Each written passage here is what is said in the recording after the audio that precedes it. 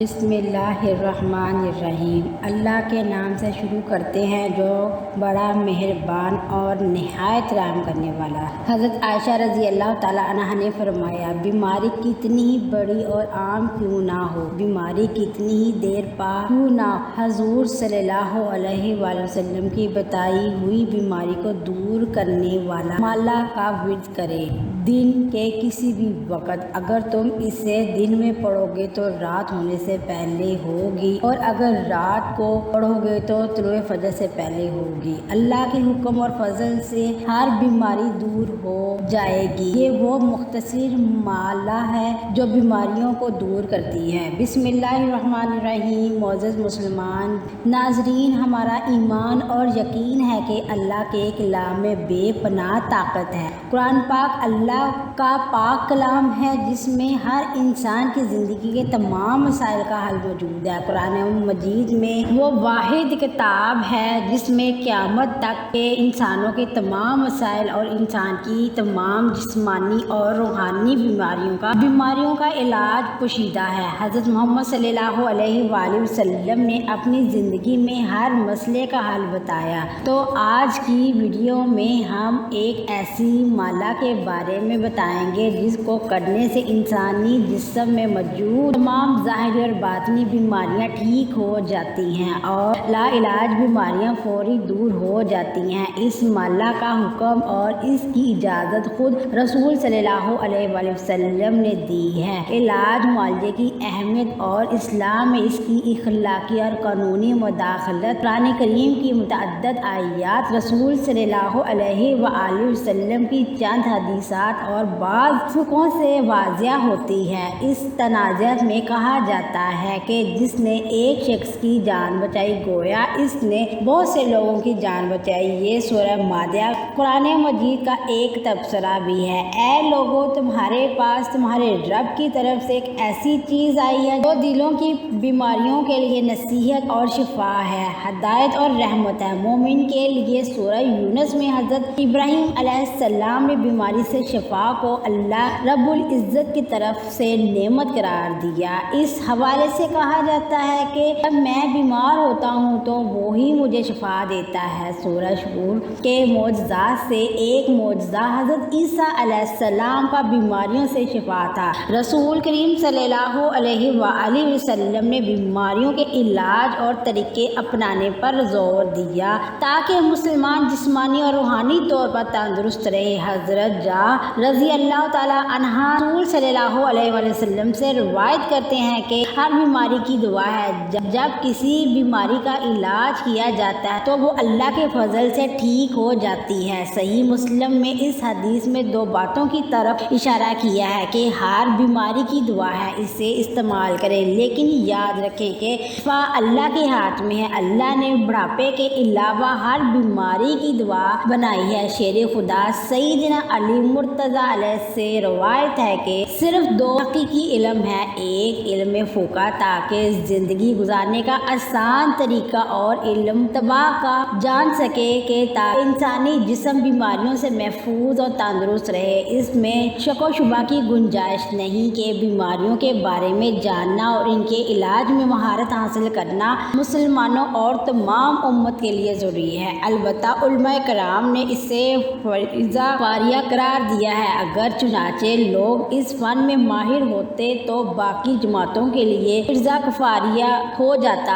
علاج بڑی چیز ہے۔ اسلام میں صرف مریض سے ملنا بھی ثواب ہے۔ یہ رسول صلی اللہ علیہ وسلم کا فرمان ہے، صرف ایک مسلمان سے صبح ملنا شام تک ہزاروں فرشتوں کی رحمتوں کا مستحق بناتا ہے۔ اسی طرح شام کو کسی سے ملنے جانا، صبح تک وہی ثواب ملتا ہے۔ اور پھر یہ سب کچھ نہیں ہے بلکہ جنت میں مزید انعامات کا وعدہ بھی ہے۔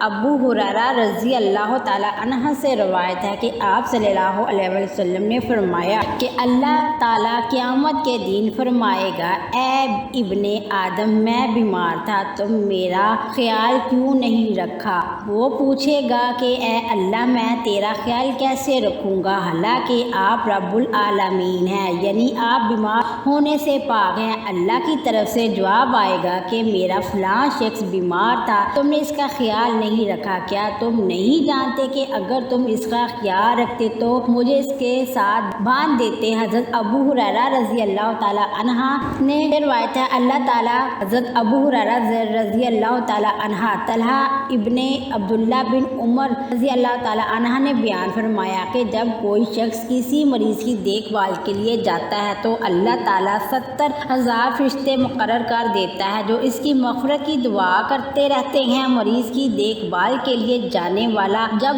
اپنے پاؤں زمین سے اٹھاتا ہے تو اس کے لیے نیکیاں لکھ دی جاتی ہیں، اور جب وہ زمین پر پاؤں رکھتا ہے تو اس کے گناہ مٹا دیے جاتے ہیں اور اس کا درجہ بلند ہو جاتا ہے، یہاں تک کہ جب وہ اپنی بیماری کے لیے مریض کے پاس بیٹھ جاتا ہے تو اللہ کی رحمت اس سے ڈھانپ لیتی ہے اور اللہ کی رحمت میں اس وقت تک چھایا رہتا ہے جب تک وہ مریض کی دیکھ بھال کر کے واپس نہ آ جائے۔ مروی ہے حضرت انس رضی اللہ تعالیٰ عنہ سے، آپ صلی اللہ علیہ وسلم نے فرمایا کہ اگر کوئی شخص صحیح طریقے سے وضو کرے اور ثواب کمانے کی نیت سے کسی مسلمان بھائی کی خدمت میں جائے تو اسے جہنم سے 70 سال کی مسافت کے برابر دور رکھا جاتا ہے۔ مروی حضرت ابی عباس رضی اللہ تعالیٰ عنہ سے ہے کہ آپ صلی اللہ علیہ وسلم نے فرمایا اگر وضو کرنے والا مریض کے پاس بیٹھ کر 60 مرتبہ یہ دعا پڑھے تو اللہ تعالیٰ اس کو بیماری سے شفا دیتا ہے۔ اسی ساتھ اس کے علاوہ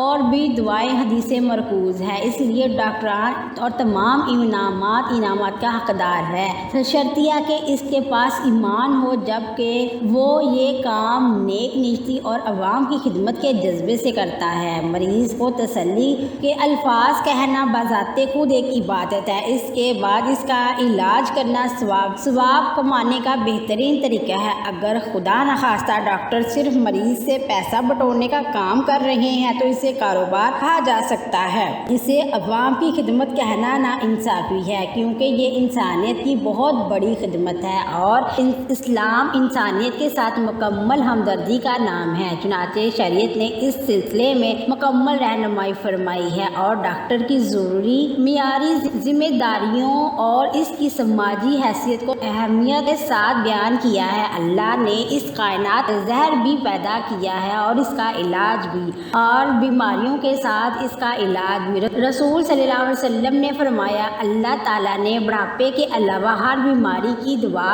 پیدا کی ہے۔ ابو ہریرہ سے، اب انسان کا فرض ہے کہ وہ انسان اللہ کی عطا کردہ حکمت اور تجربے کو استعمال کرتے ہوئے نماز پڑھے۔ میڈیکل سائنس اور ڈاکٹر اس کام کو انجام دیتے ہیں، اس لیے اس میں کوئی شک نہیں کہ ان کی خدمات انسانی خدمات کے پہلو سے انتہائی اہم ہے۔ بھوکے کو کھانا کھلانا، ضرورت مندوں کو کپڑے پہنانا، مزدور کی اس کے کام میں مدد کرنا اور ضرورت مندوں کی ضرورت پوری کرنا، یہ سب مخلوقی خدمت ہے، لیکن انسان کو خدمت کی سب سے زیادہ ضرورت اس وقت ہوتی ہے جب وہ بیمار ہوتا ہے۔ وہ کھانا دستیاب ہونے کے باوجود کھا نہیں سکتا، اس کی حالت ٹھیک نہیں ہے لیکن وہ ایک قدم بھی نہیں چل سکتا اور مددگاروں کی دیکھ بھال اور رحم کا محتاج ہو جاتا ہے۔ اس لیے رسول صلی اللہ علیہ وسلم نے مریض کی دیکھ بھال اور توجہ کو اجر عظیم کا سبب قرار دیا ہے۔ انہوں نے کہا ہے کہ انسان جب تک مریض کی دیکھ بھال کرتا ہے گویا وہ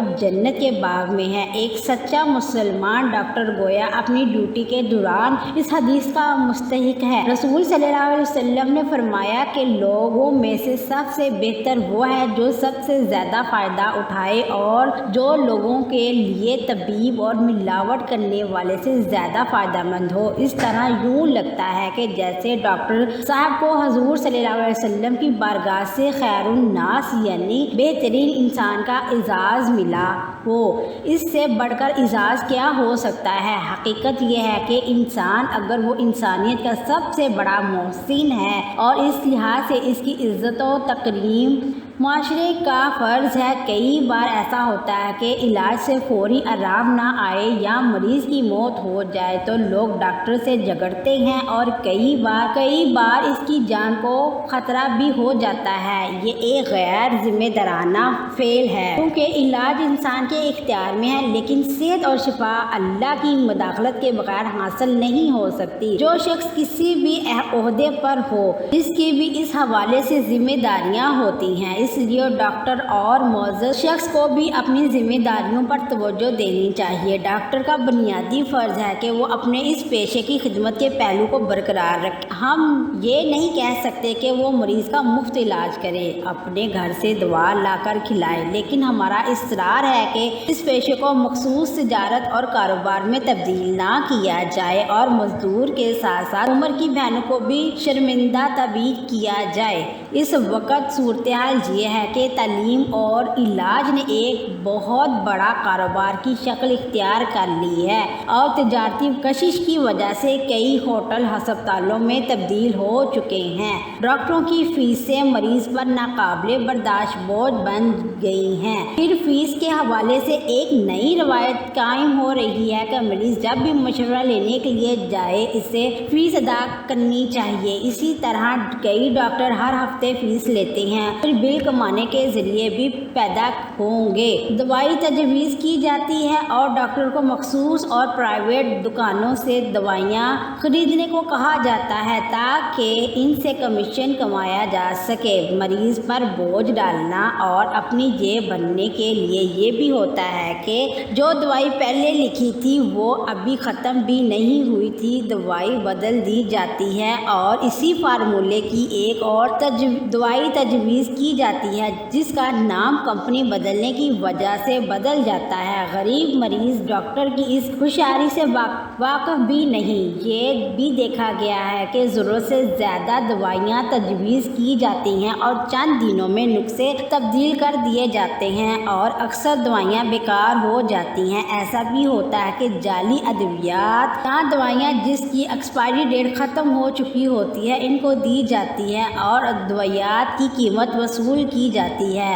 اگر مریض کا ٹیسٹ کسی اور ڈاکٹر سے کروایا جائے، چاہے رپورٹ 2 دن پرانی ہو، ڈاکٹر دوبارہ پورا ٹیسٹ کرواتا ہے اور یہ بھی لازمی قرار دیا جاتا ہے ٹیسٹ ڈاکٹر کی تجویز کردہ ایپتھولوجسٹ سے کروایا جائے۔ ان اقدامات میں دیانتدارانہ تلاش اور تشویش کا کوئی اساس نہیں، اکثر اس کے پیچھے مقصد سے زیادہ کمانا اور اپنی جیب بھرنا ہوتا ہے۔ ایسا بھی ہوتا ہے کہ ایک ڈاکٹر مریض کو دوسرے ڈاکٹر یا کسی خاص کے پاس بھیج دیا ہے۔ اگر یہ تمام حالات مریض کی بھلائی کی نیت سے کیے جائیں تو ان کی افادیت سے انکار نہیں کیا جا سکتا، لیکن افسوس کی بات یہ ہے کہ اس سب کے پیچھے مقصد کمیشن کمانا ہے۔ ادویات پر کمیشن، ٹیسٹ پر کمیشن، مریضوں کو بھیجنے پر کمیشن اور جہاں سے ممکن ہو کمیشن۔ ان کمیشنوں اور ان کے بڑھتے بوجھ نے مریضوں کی کمر توڑ دی ہے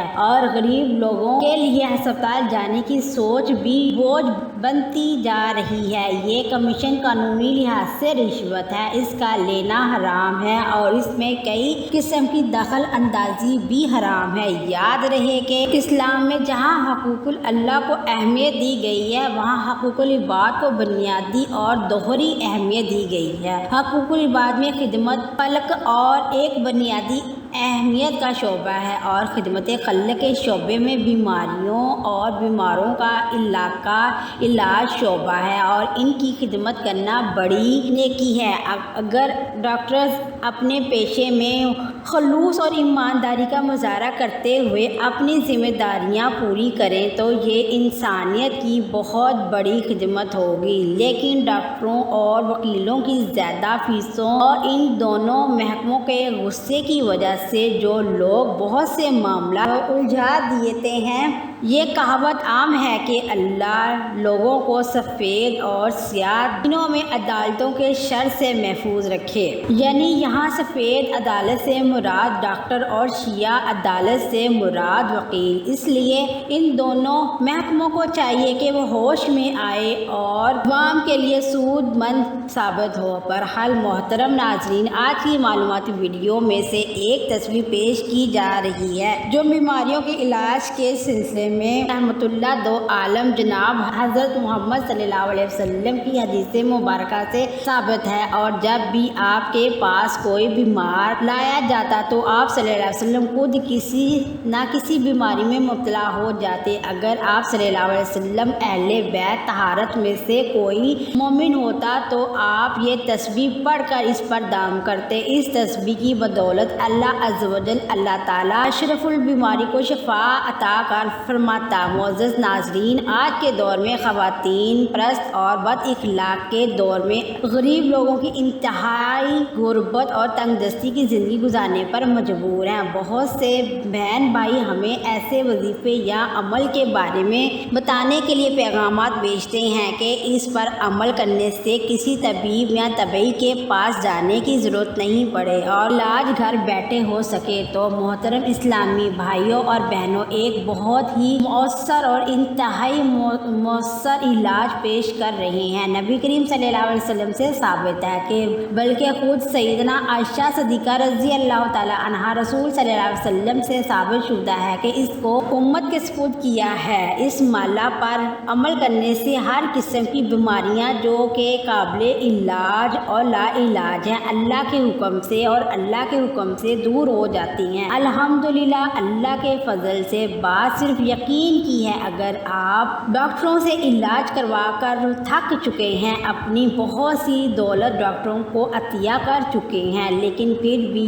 آپ علاج سے محروم ہیں، آپ کے پاس اتنے پیسے نہیں کہ بڑے بڑے ڈاکٹروں کی فیسیں ادا کر سکیں اور چاہتے ہیں کہ اللہ آپ کو گھر بیٹھے ہر قسم کی جادوئی اور خطرناک بیماریوں سے نجات دلا سکے، تو اس تسبیح کو اپنے معاملات میں شامل کرنا ہوگا۔ انشاءاللہ پہلی بار پڑھ کر آپ خود اثر محسوس کریں گے۔ اگر آپ خود بیمار ہیں تو یہ تسبیح پڑھ کر دام کریں، لیکن اگر آپ یہ عمل کسی اور کے لیے کر رہے ہیں تو یہ بھی درست ہے کہ اللہ کے حکم سے دوسروں پر پھونک مارنے سے شفا ملے گی۔ یہ بہت آسان اور سادہ پریکٹس ہے، یہ بہت مختصر دعا ہے، آپ کو اس پر عمل کرنا ہوگا۔ عمل مکمل اور کامل طریقہ جانیے۔ ہر قسم کی چھوٹی بڑی بیماریوں سے نجات ان سے خود کو بچانے کے لیے آپ کو یہ عمل کرنا ہوگا، بالخصوص جن گھروں میں چھوٹے بچے ہیں جو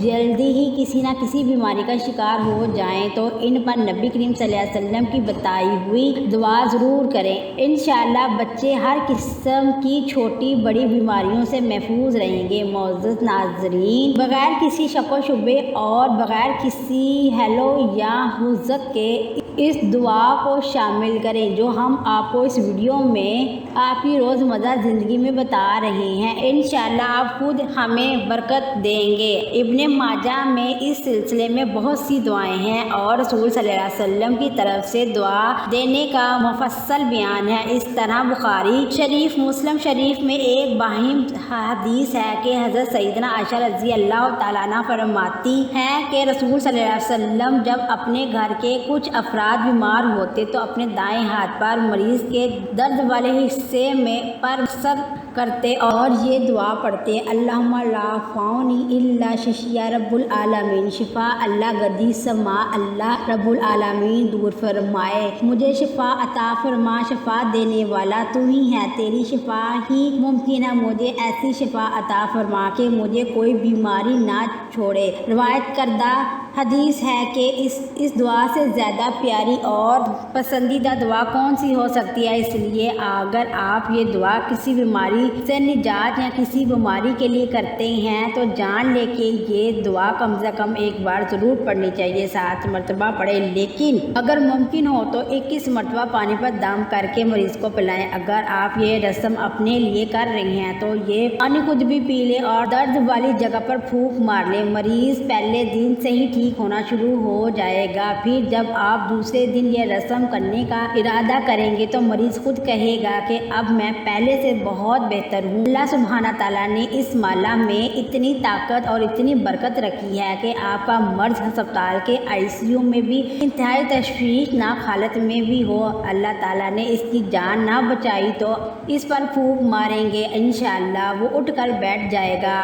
اس حقیقت سے کوئی انکار کر سکتا ہے کہ اللہ تعالیٰ نے قرآن میں اہل ایمان کے لیے شفا رکھی ہے، لیکن نہ صرف اہل ایمان کے لیے بلکہ پوری بنے نوع انسان کے لیے اللہ تعالیٰ نے اس میں شفا اور صحت رکھی ہے۔ یہ پختہ اور مضبوط ایمان کی بات ہے۔ اللہ تبارک و تعالیٰ سے دعا ہے کہ وہ مجھے اچھی باتوں کو سننے، سمجھنے اور ان پر عمل کرنے کی توفیق فرمائے۔ میری بات، میرا سنانا اور آپ کا سننا اپنی بارگاہ الہی میں قبول و منظور فرمائے۔ معزز ناظرین، اس عمل کی عام طور پر اجازت ہے، لیکن یہ عمل کرنے سے پہلے نیچے کمنٹس باکس میں اللہ کا خوبصورت نام لکھ دے۔ ہماری معلوماتی چینل کو سبسکرائب کریں۔ جزاک اللہ خیرہ۔ اللہ ہم سب کا حامی ناصر، آمین۔